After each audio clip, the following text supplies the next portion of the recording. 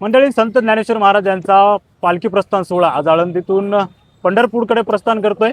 मात्र या पालखी प्रस्थान सोहळ्याच्या पार्श्वभूमीवर आता मागच्या 5 ते 6 दिवसापासून पुणे शहरात जो अतिप्रमाणात मुसळधार पाऊस चालू आहे, त्यामुळे इंद्रायणी नदीला आलेल्या पुरामुळे अनेक पालख्या ज्या आहेत त्या महाराष्ट्रातून आलेल्या पालख्या त्या आळंदीऐवजी आज पुण्यामध्येच उतरलेल्या पाहायला मिळत आहेत. पालख्या पंढरपूरकडे प्रस्थान केल्यानंतर अनेकांना असा प्रश्न पडलेला असतो की लाखो वारकरी असतात, अनेक दिंड्या असतात, मात्र या वारकऱ्यांच्या जेवणाचा प्रश्न नेमका कसा सोडवला जातो किंवा एवढे एका दिंडीमध्ये जवळपास 400 ते 500 वारकरी असतात, रोज रात्री त्यांचं जेवणाचं कसं असा प्रश्न अनेकांना पडलेला असतो. याच प्रश्नाचं उत्तर आपण आज या ठिकाणी मिळवणार आहोत. आत्ता सध्या मी पुण्यात आहे. पुण्यात अनेक ठिकाणी आज ज्या पालख्या आहेत त्या मुक्कामासाठी आलेल्या पाहायला मिळतात. तिथूनच खरं तर त्या पंढरपूरकडे प्रस्थान करणार आहेत. माझ्यासोबत अनेक महिला आहेत. आपण जर बघितलं तर या ठिकाणी आता भाकरी बनवण्याचं काम चालू आहे. मी अनेक महिलांशी आता चर्चा करणार आहे की नेमका या 400 ते 500 वारकऱ्यांचं जे जेवण असतं ते रोजच्या जेवणाचा प्रश्न कसा सोडवला जातो. मावशी, किती वर्षापासून वारी करता तुम्ही? 10 वर्ष झाली वारी करून. 10 वर्ष झाली वारी करता. नित्यनिवानं करता म्हणजे आतापर्यंत 10 वर्षामध्ये खाडा पडलाच नाही तुमचा? नाही नाही. यावर्षी आता झालंय असं की तुम्ही दरवर्षी आळंदीमध्ये उतरता पालखी तुमची, मात्र यावर्षी तुम्ही थेट पुण्यामध्ये उतरलाय. जवळपास 15 दिवस तुम्ही इथून पंढरपूरकडे चालत जाता.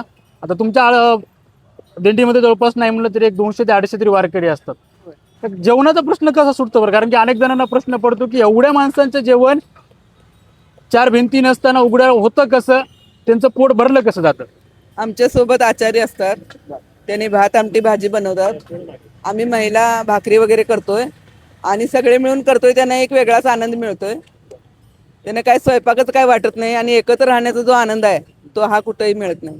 या माऊलीच्या ह्याच्यातच मिळतो, सोहळ्यातच मिळतो बघायला.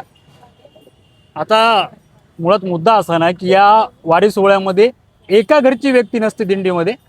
गावातल्या प्रत्येक म्हणजे 10 घरची 10 म्हणू शकतो आपण, अशी असतात. त्याच्यामुळे प्रश्न असा उपस्थित होतो की अनेकांना असा प्रश्न पडतो की इतरांच्या घरच्या व्यक्तीसाठी देखील बायका भाकरी करतात. म्हणजे आता सध्या महाराष्ट्रातली काय देशातली परिस्थिती अशी आहे की घरातलेच बायका घरातल्या माणसांना खाऊ पिऊ घालत नाहीयेत.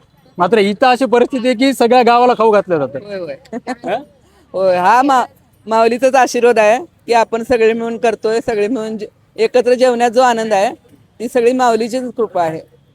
आता रोज जवळपास म्हणजे तुम्ही रोज जवळपास तुमच्या दिंडीमध्ये रोज किती भाकरी थापल्या जातात? तरी पण 150-250 असतात. रोजच्या? हो, रोजच्या. फक्त सकाळ संध्याकाळ की फक्त संध्याकाळ? कसं असतंय, रात्री थोडाफार झाल्यानंतर सकाळी जे आम्हाला बांधून देतात ना, म्हणजे आमचा ट्रक थांबवण्यासाठी जागा मिळत नाही त्यावेळेला आम्हाला बांधून देतात रात्रीचं जेवण. अडचणीच्या वेळेला सकाळी पण दोन्ही वेळचं एकदम करतो आम्ही, असं करतो. ते पावसा पाण्याची अडचण येते कारण की आता पावसा पाण्याचे दिवस आहेत. इथून पुढे आता इथे एक सध्या ठीक आहे तुम्ही आता पुण्यामध्ये आहात, मात्र इथून पुढे तुम्ही प्रवासामध्ये असणार आहे, तेव्हा पावसा पाण्याची अडचण येते. अडचण येते ना. तरी पण मी पाले मारून त्या म्हणजे रॅडी चिखल असतो त्यातच राहून त्यातच स्वयंपाक करून खाऊ शकतो. खरं त्यावेळेला काय दुःख वगैरे काय वाटत नाही. माऊलीची साथ असते ना, जाण्याची ओढ असते पांडुरंगाकडे, त्यामुळं काय प्रॉब्लेम येत नाही. आम्ही आता नवीनच वारकरी आहोत, पण ज्या आमच्या जुन्या आज्या वगैरे होते ना, त्याने आम्हाला असं पाया राहून दिलाय की हे सगळं चालवायचं, एकत्र येऊन करायचं, आनंद मिळवायचा, माया राहायची, माया टिकवायची. हा जो सोहळा आहे हा यातूनच समजते की जुन्या लोकांनी आम्हाला काहीतरी थोडी शिकवण दिली. संस्कार तुम्ही थोडे, आम्ही थोडे किंवा मुलांनी थोडे हे टिकवावे लागतात आणि हे रुजू करत जावं लागतं. तर ते पुढं पुढं चालणार. किंवा नाहीच रुजू केलं, सगळ्या गोष्टीला जर तोड दिली तर पुढे चालणारच नाही. कुणीतरी कुठेतरी प्रेम टिकवलं पाहिजे, कुणीतरी कुणाला साथ दिली पाहिजे. हे खरं ध्येय आहे माणसाचं आणि त्यात माऊली आणि चालना देतात. असं आहे, घरी सासू-सुनांमध्ये काही पटत नाही किंवा लोक भाकरी घालताना, घरातल्या महिला ज्या आहेत त्या भाकरी घालताना 4 भाकरी घातल्या तर म्हणतात की मी भाकरी घालणार नाही. पण इथं असं आहे की 10 घरचे 10 म्हणजे 10 गावातले 10 लोक इथं आलेले असतात. जवळजवळ 200-250 लोक इथं आलेले आहेत आणि त्यांची भाकरी करताना जे काय हे आहे आनंद आहे किंवा जे करायचं आहे ते सगळं आपण होऊन जातंय. वारीत आल्याशिवाय हा अनुभव भेटत नाही. वारी केल्यानंतर समजतंय की काय करायला पाहिजे, काय नाही करायला पाहिजे. घरी गोंधळ होतात, घरी वाद होतात, निर्माण होतात की मी करणार नाही, मी हे करणार नाही. पण इथं आल्यानंतर चेहऱ्यावरचं चालून आलेला जो चेहऱ्यावरचे भाव असतात ते भाव बघून असं वाटतं की त्यांना आपण काहीतरी खायला दिलं पाहिजे.